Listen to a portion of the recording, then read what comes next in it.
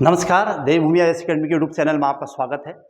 आज का हमारा विशेष टॉपिक है उत्तराखंड के करंट अपडेट्स के अंतर्गत मंथली जो करंट अपडेट्स की हमारी सीरीज है, जनवरी, फरवरी, मार्च और अप्रैल 2024 का करंट अपडेट्स।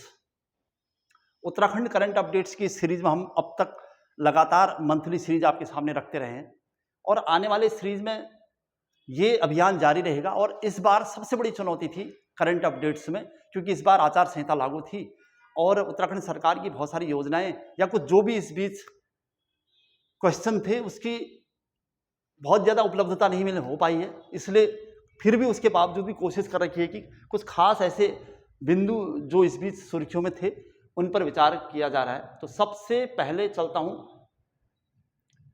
पहले क्वेश्चन की तरफ।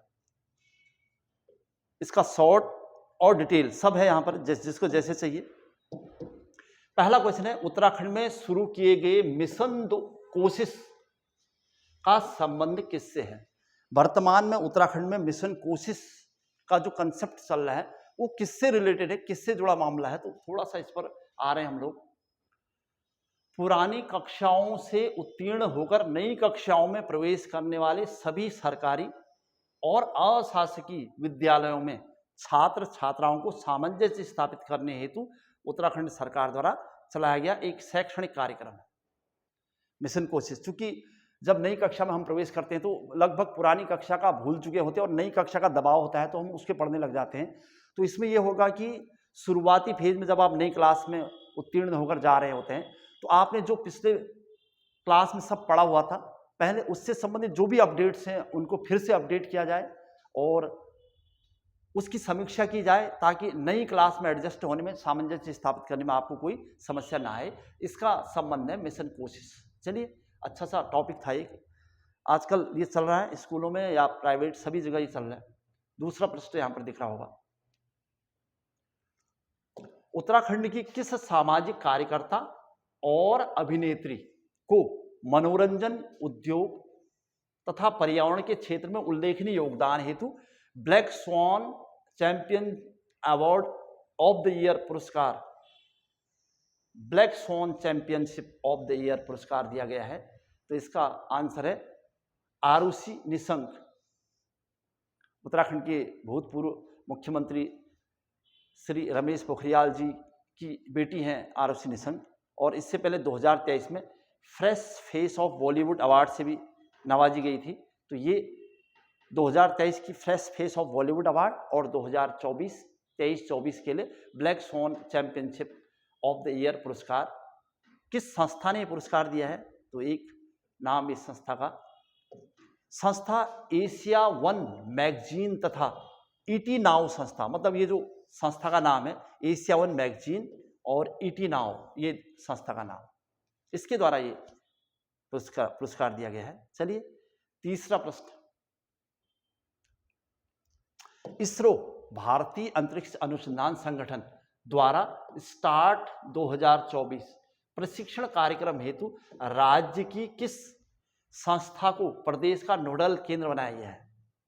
वर्तमान में इसरो द्वारा स्टार्ट कार्यक्रम चलाया जा रहा है और भारत सरकार के निर्देशन में इस कार्यक्रम का जो मूलभूत उद्देश्य है तो वो क्या है और उत्तराखंड में इसकी नोडल एजेंसी किसे बनाया गया है, ये हमारा क्वेश्चन है।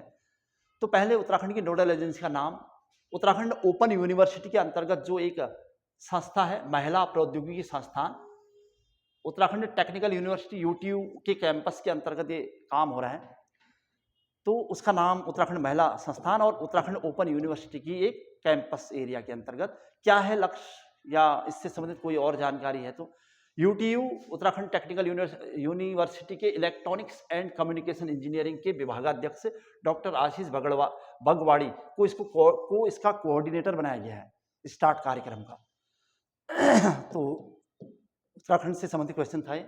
अच्छा, और क्या प्रश्न है कि अंतरिक्ष विज्ञान और प्रौद्योगिकी जागरूकता प्रशिक्षण स्टार्ट 2024 कार्यक्रम अप्रैल से मई 2024 तक होगा, मतलब ये अप्रैल और मई के मध्य होना है ये कार्यक्रम। लक्ष्य क्या है?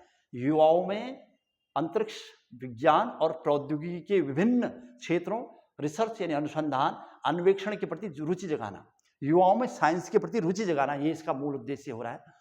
और इसके लिए स्टार्ट कार्यक्रम पूरे देश भर में अप्रैल और मई 2024 तक चलाया जाना है। तो हर स्टेट में या हर क्षेत्रों में कोई न कोई नोडल एजेंसी है। तो उत्तराखंड में किसको बनाया गया है, तो आप ध्यान रखिएगा, उत्तराखंड ओपन यूनिवर्सिटी के अंतर्गत यूटीयू के कैंपस में महिला प्रौद्योगिकी संस्थान, और कोऑर्डिनेटर बने हैं डॉक्टर आशीष भगवाड़ी। चलिए, अच्छा सा प्रश्न था हमारे लिए। फिर से हम आगे बढ़ते हैं, फिर से एजुकेशन का क्वेश्चन है। उत्तराखंड के उच्च शिक्षा में सत्र 2024-25 से कौन सा नया कोर्स शामिल किया गया है?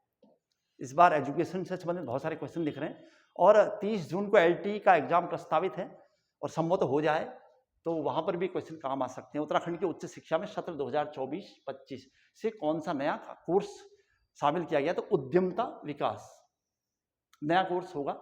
और क्या उद्देश्य इसका? तो रोजगार सृजन और स्टार्टअप्स को बढ़ावा देना। उत्तराखंड में अब नए नए स्टार्टअप बढ़ते जा रहे हैं, क्योंकि बेरोजगारी एक तरफ है, दूसरी तरफ बहुत सारे नए इनोवेशन के साथ नए रोजगार निकल के आ रहे हैं। तो अगर वहाँ पर रोजगार सृजन को बढ़ावा दिया जाए ऐसे कार्यक्रम के माध्यम से, और ऐसे कोई डिग्री या कोई ऐसी टेक्निकल डिग्री दी जाए जिससे लोगों को स्वरोजगार के क्षेत्र में योगदान हेतु प्रोत्साहित किया जाए, तो अपने आप में सराहनीय होगा। तो ये स्टार्टअप्स को बढ़ावा देने के लिए। चलिए आगे बढ़ जाता हूँ नेक्स्ट क्वेश्चन की तरफ। 15 अप्रैल 2024 से उत्तराखंड में किस विशेष स्थान हेतु हेली यात्रा प्रारंभ कर दी गई है? वैसे तो इससे पहले हमने पिछले वाले वीडियो में हल्द्वानी से मुनस्यारी, पिथौरागढ़, चंपावत के हेली सेवा की बात कही थी, और लेकिन इस बार हेली सेवा आदि कैलाश तथा ओम पर्वत, इनके लिए 15 अप्रैल 2024 से शुरू की गई है। और ये कंपनी जिसने ये सब काम किया है वो है राजस कंपनी हेलीकॉप्टर, ये कंपनी का नाम है। चलिए नेक्स्ट, उत्तराखंड ने लोक संस्कृति के लिए एक दुखद समाचार इस बार रहा। सुप्रसिद्ध कुमाऊनी लोक गायक श्री प्रहलाद मेहरा जी का निधन कब हुआ था? तो 10 अप्रैल 2024। ये हम सभी उत्तराखंड वासियों के लिए एक दुखद शोचनीय था। और मूलतः पिथौरागढ़ के निवासी थे वो, नाचनी मल्ला भैंसकोट के, और उत्तराखंड में फोक कल्चर में एक बहुत बड़ा नाम था, और एक ऐसा नैतिक नाम जिन्होंने उत्तराखंड की अमिट संस्कृति में अपना नाम बहुत ऊंचा किया था, उनको श्रद्धांजलि। चलिए आगे बढ़ जाता हूँ। नेक्स्ट, उत्तराखंड की किस महिला ने प्रधानमंत्री श्री मोदी की, गुजराती में इंपोर्टेंट प्रश्न लग रहा है, उत्तराखंड की किस महिला ने प्रधानमंत्री श्री मोदी की गुजराती में लिखी कविताओं का गढ़वाली में अनुवाद किया है? तो इनका नाम है सुजाता डबराल नौटियाल। पुस्तक है गढ़वाली में आंखा यों धन छन, इंपोर्टेंट प्रश्न हो सकता है। विमोचन हुआ है इसका अभी फिलहाल श्री दुष्यंत गौतम जी के द्वारा, और चुनावी माहौल में भाजपा के लोकसभा चुनाव प्रभारी श्री दुष्यंत गौतम जी ने इसका विमोचन किया था अप्रैल 2024 में।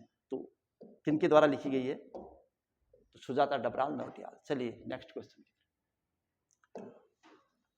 साइकिल फेडरेशन ऑफ इंडिया और हरियाणा साइकिलिंग संघ की ओर से 28 से 31 मार्च 2024 में पंचकुला में आयोजित माउंटेन बाइक चैंपियनशिप में उत्तराखंड के ने कुल कितने पदक जीते हैं? ये क्वेश्चन जो मिस हुआ होगा पिछली बार, और इसका 31 मार्च 2024 तक होना था। और माउंटेन बाइक चैंपियनशिप उत्तराखंड में आए हैं 10 पदक, और उसमें से भी 7 स्वर्ण पदक हैं। तो इंपोर्टेंट प्रश्न हो सकता है। तो किन्ने जो विशेष रूप से सुर्खियों में रहे इसके माध्यम से, वो हैं अवनी दरियाल, 2 स्वर्ण पदक मिले थे इन्हें।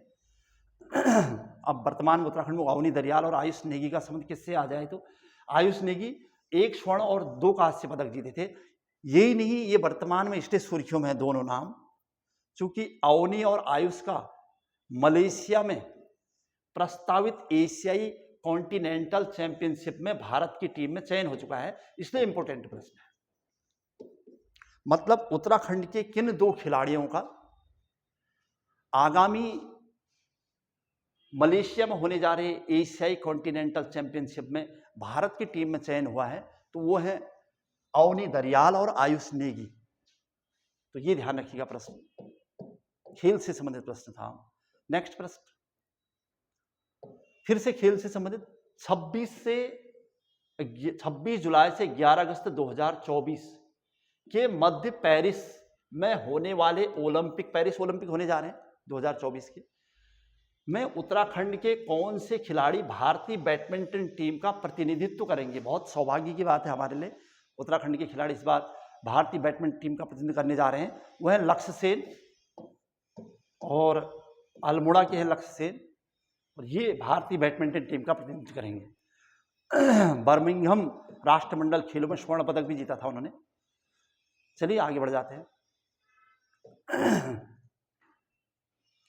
कुमाऊं विश्वविद्यालय के इतिहास विभाग के हिमालय संग्रहालय नैनीताल को उत्तराखंड के किस स्थान से कत्यूरी कालीन शिवजी के वाहन नंदी की मूर्ति प्राप्त हुई है। ये उत्तराखंड के पुरातत्व से संबंधित क्वेश्चन है और उत्तराखंड से संबंधित एक महत्वपूर्ण और नई जानकारी है, इसलिए बहुत ध्यान रखना पड़ेगा आपको। शिवजी के वाहन नंदी की जो मूर्ति प्राप्त हुई है कत्यूरी काल की संभवतः इसे माना जा रहा है। वर्तमान में इसे नैनीताल के हिमालय संग्रहालय में सजा कर रख दिया गया है और ये जहां से मिले वो स्थान है दाड़िम खोला अल्मोड़ा। और ये काले पत्थर से निर्मित एक मूर्ति बताई जा रही है और इसे कत्यूरी काल का माना जा रहा है। लेकिन फिलहाल जिन लोगों ने इसे नैनीताल हिमालय संग्रहालय में स्थापित करने में अहम योगदान दिया है वो है हिमालय संग्रहालय नैनीताल में जो इन्हें लाए गए हैं, लाने में जिन्होंने भूमिका निभाई वो है प्रभारी हिमालय संग्रहालय प्रोफेसर सावित्री कैड़ा जंतवाल, और दूसरा उनके शोध छात्र वीरेंद्र पाल जी, और कुमाऊं कमिश्नर श्री दीपक रावत जी, और कुलपति कुमाऊं विश्वविद्यालय के प्रोफेसर दीवान सिंह रावत। इन लोगों के सहयोग से अंततः इसको नैनीताल के हिमालय संग्रहालय में स्थापित कर दिया गया है। तो ये वर्तमान में जो वाहन नंदी का यानी भगवान शिव जी का वाहन नंदी की मूर्ति मिली है दाड़िम खोला अल्मोड़ा से। चलिए क्वेश्चन नेक्स्ट। उत्तराखंड के किस जिले की मेनका गुंज्याल को लगातार 2 महीने में 3 मेडल जीतने वाली, या उत्तराखंड के किस जिले की मेनका गुंज्याल लगातार 2 महीने में 3 मेडल जीतने वाली पहली स्नो स्कीयर बनने का गौरव प्राप्त हुआ है।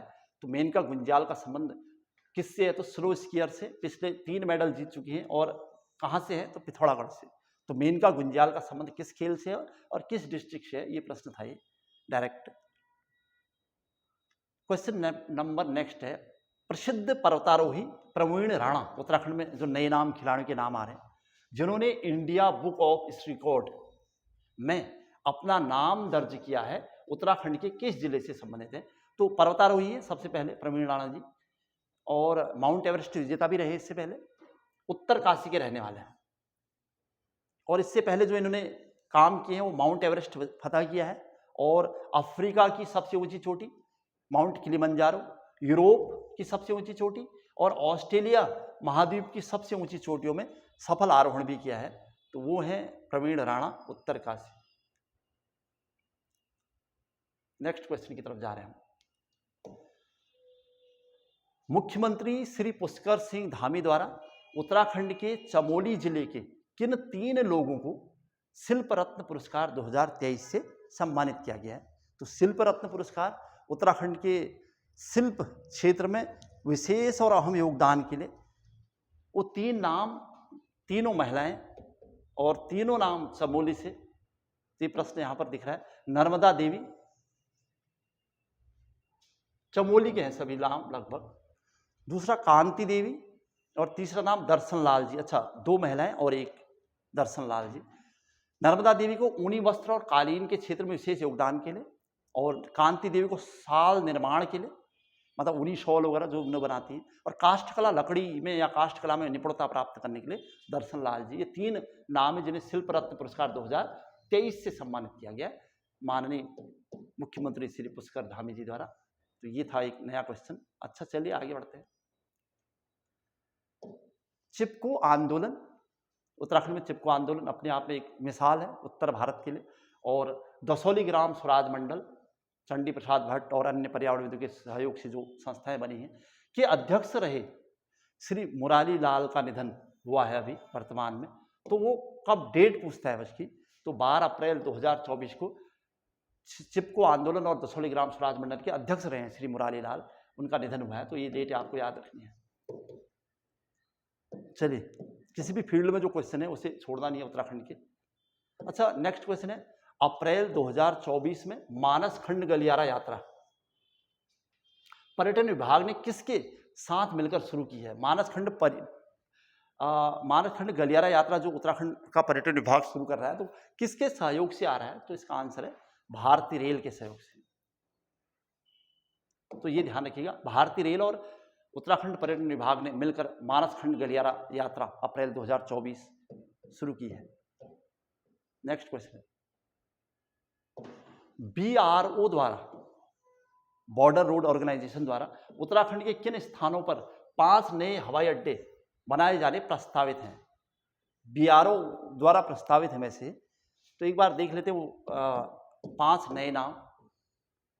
तो ये हैं गुंजी पिथौरागढ़ में, कालसी देहरादून में, टनकपुर चंपावत, घनसाली टेहरी और नवी ढांग पिथौरागढ़। ये 2 गुंजी और ये नवी ढांग, ये कैलाश मानसरोवर यात्रा के स्थल है। ये अपने आप में 2 बड़े नाम हैं। उसके अलावा घनसाली टेहरी का नाम है और टनकपुर चंपावत का हो गया और कालसी देहरादून, ठीक है, ऐतिहासिक धरोहर स्थल है वहाँ पर। ये 5 वो नाम है जहाँ BRO अपने 5 नए हवाई अड्डे स्टैब्लिश करने वाला है। उद्देश्य क्या है इसका खास? चीन से लगी हुई सीमा के पास संसाधनों के प्रबंधन को बढ़ावा देने के लिए, ये इसका उद्देश्य है। चलिए नेक्स्ट पॉइंट बनाते हैं। वर्तमान में उत्तराखंड के किस स्थान पर कत्यूरी शासनकाल से संबंधित ओखलियां कप मार्क्स प्राप्त हुए? क्योंकि कप मार्क्स के बारे में उत्तराखंड के प्राचीन इतिहास में पढ़ते रहते हैं। और चंपावत में 12 कप मार्क्स मिले थे सबसे पहले, ये हमने पढ़ा था 1856 में। और उसके बाद कार्नेक को 200 कप मार्क्स मिले द्वाराहाट चंद्रेश्वर मंदिर से। तो उसके अलावा जो अभी वर्तमान में सुर्खियों में आए हैं कप मार्क्स या ओखलियां, वो है द्वाराहाट के बड़ेद गांव से, अल्मोड़ा से। ये खीरगंगा नदी के तट पर कुछ ओखलियां या कप मार्क्स मिले हुए हैं वर्तमान में। तो ध्यान रखिएगा, अभी वर्तमान में यानी अप्रैल 2024 में उत्तराखंड के किस स्थान से कत्यूरी शासनकाल से संबंधित ओखलियां या कप मार्क्स हम इसे कहते हैं प्राप्त हुई है? तो ये है बड़ैद गांव द्वाराहाट, वही स्थान है जहां से पहले भी मिले हुए खीरगंगा। चलिए नेक्स्ट क्वेश्चन की तरफ जा रहे हैं। बड़ा सा एक क्वेश्चन है यहाँ पर, छठी अस्कोट आराकोट यात्रा, ये सुर्खियों में रहती है। वैसे अस्कोट आराकोट यात्रा पहले से ही महत्वपूर्ण रही है पर्यावरण के क्षेत्र में योगदान के लिए। कब प्रस्तावित है और इसकी थीम क्या है लिखा हुआ है इस बार? क्योंकि इस बार 2024 में छठी अस्कोट आराकोट यात्रा होने जा रही है, तो इसकी डेट जो फिक्स है वो लगभग 25 मई से 8 जुलाई 2024। अभी हल्द्वानी में एक इसका वो हुआ है अध्यक्ष स्तरीय सम्मेलन टाइप का। इन लोगों ने डिसीजन लिया कि अब इसमें क्या क्या किया जाना है। और सबसे महत्वपूर्ण बात, इसकी डेट ध्यान रखनी है आपने इस बार 2024 के लिए। और उसका जो थीम है इस बार की, वो है स्रोत से संगम तक। तो ये महत्वपूर्ण था। 2 पॉइंट तो हमें डेट और इसका थीम मिल गया। ज्यादा थोड़ा सा अस्कोट आराकोट यात्रा की 50वीं वर्षगांठ है, इसलिए ज्यादा सुर्खियों में है, और ये भी आपको ध्यान रखना पड़ेगा। इस यात्रा की शुरुआत सबसे पहले कब हुई? तो 1974 में हुई थी। गढ़वाल विश्वविद्यालय द्वारा एक शोध यात्रा के रूप में की गई थी, जिसके बाद पहाड़ संस्था नैनीताल द्वारा 1984 और 1994 में इसका आयोजन किया गया। फिर पहाड़ संस्था के द्वारा 1984 और 1994 में प्रत्येक 10 साल में यात्रा होती है। शुरुआत अगर पूछे इसकी स्टार्टिंग कब हुई है तो 1974 में हुई है, ठीक है। अच्छा, फिर उसके बाद पहाड़ संस्था के द्वारा ये आगे को ये यात्रा की गई। इस योजना को बनाने वाले योजनाकार जो रहे हैं उनके नाम भी कुछ रहने चाहिए। प्रताप सिंह, प्रताप शिखर, कुंवर प्रसून, शेखर पाठक जी, शमशेर बिष्ट, राजीव नयन, हरीश जोशी जी, राकेश गुर्रानी और विजय जड़दारी, ये पर्यावरणविद सभी जिनके अहम योगदान के परिणाम स्वरूप ये सब संभव हो पा रहा है। और उत्तराखंड के जन जन तक इस यात्रा का प्रचार प्रसार हो रहा है। तो इसलिए इस बार ये यात्रा चूंकि सुर्खियों में है 50वें वर्षगांठ के अवसर पर, यह यात्रा पिथौरागढ़ के अस्कोट से शुरू होकर उत्तर काशी के आराकोट तक लगभग 1150 किलोमीटर की पैदल पर्यावरण यात्रा है, अस्कोट आराकोट। और कुछ खास बातें, इस यात्रा का आयोजन प्रत्येक 10 वर्ष बाद होता है, ये भी आपको ध्यान रखना है। और इस यात्रा का उद्देश्य अगर पूछे तो पहाड़ियों, गांवों और उनकी संस्कृति के बारे में जानकारी प्राप्त करना तथा वन सुरक्षा, वनों की कैसे सुरक्षा की जाए, विकेंद्रीकरण, युवाओं का पलायन, वन्य जीवों की सुरक्षा के प्रति लोगों का ध्यान आकर्षित करना। और इससे पहले की जो 5वीं अस्कोट आराकोट यात्रा थी 2014 में पूरी की थी शेखर पाठक जी के नेतृत्व में। और शेखर पाठक अब तक की लगभग सभी यात्राओं में शामिल होने वाले एकमात्र पर्यावरणविद और इतिहासविद है। ये भी एक प्रश्न है इसमें। चलिए, पूरा डिटेल था हमारे पास इसका। और फिर से एक क्वेश्चन है खेल से संबंधित। चलिए, काफी डिटेल आया है इस बार। 27 अप्रैल से 5 मई 2024, मतलब अभी जो चल रहा है, तक रिपब्लिक ऑफ चाइना के चेंगदू में आयोजित होने वाले थॉमस और उबेर कप में उत्तराखंड के किन 2 पिता पुत्रों का चयन हुआ है? चलिए, उबेर कप और थॉमस कप में फिर से वही नाम, लक्ष्य सेन और उनके पिता डीके सेन। डीके सेन का भारतीय टीम के कोच के रूप में चयन हुआ है। फिर से एक गौरवान्वित करने वाली बात है हमें उत्तराखंड में।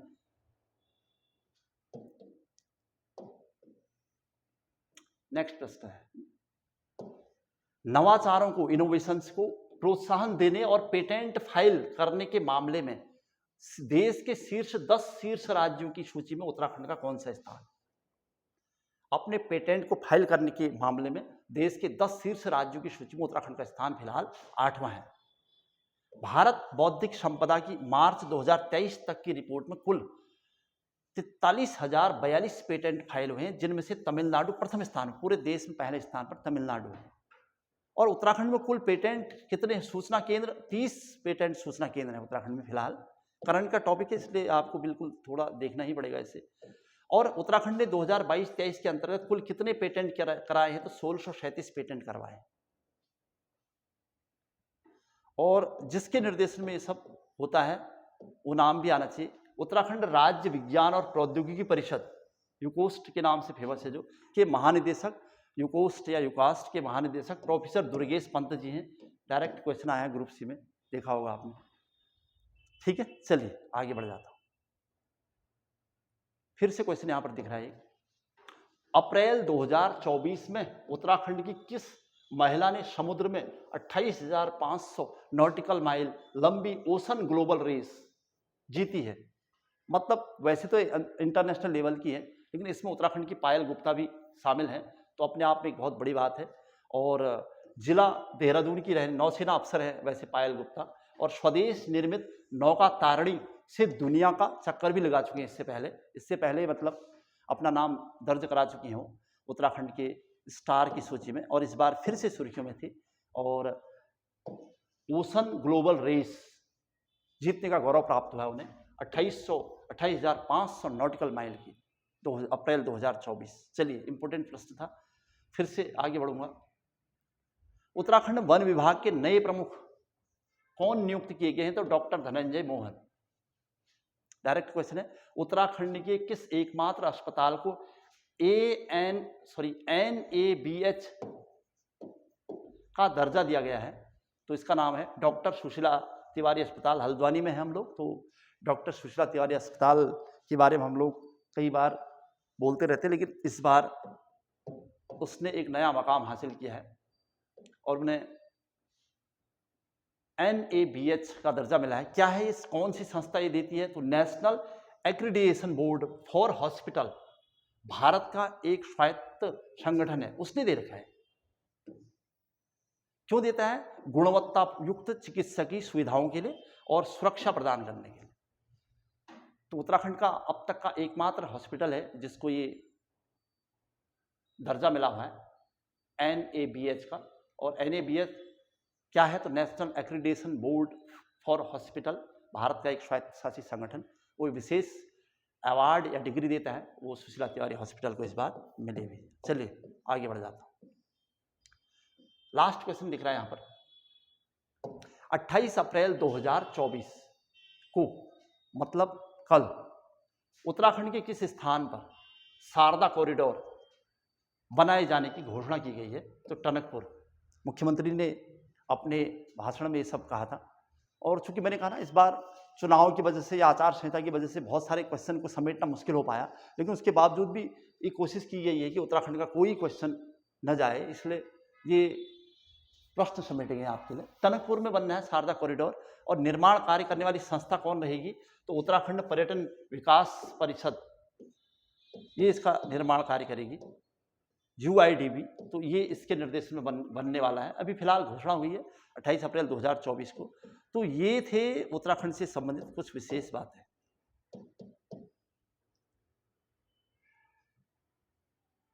तो ये था आज का उत्तराखंड खेल और उत्तराखंड सरकार ने क्या क्या डिसीजन इस बीच लिए हैं। तो ये था अप्रैल 2024 का करंट अपडेट्स। तुरंत ही फिर से मिलूंगा। फिलहाल LT का एग्जाम 30 जून को संभावित है, तो इस संदर्भ में यहाँ पर ऑफलाइन क्लासेस ज़्यादा चल रही है, इसलिए थोड़ा बिजी है शेड्यूल। और इसी संदर्भ में हमें LT से भी कुछ वीडियो यहाँ पर डालने हैं, खासकर पेडागोजी के। तो अभी प्रयास चल रहा है और एक उत्तराखंड के इतिहास का संपूर्ण वीडियो आपके सामने लाऊंगा, कंप्लीट प्राचीन से लेकर वर्तमान तक का, ताकि LT के छात्र को बहुत परेशानी ना हो। और इसके बाद का जो मेरा वीडियो होगा वो होगा भारत का करंट अफेयर, तो अप्रैल 2024। आज की क्लास यहीं पर समाप्त हुई। जय हिंद, जय उत्तराखंड।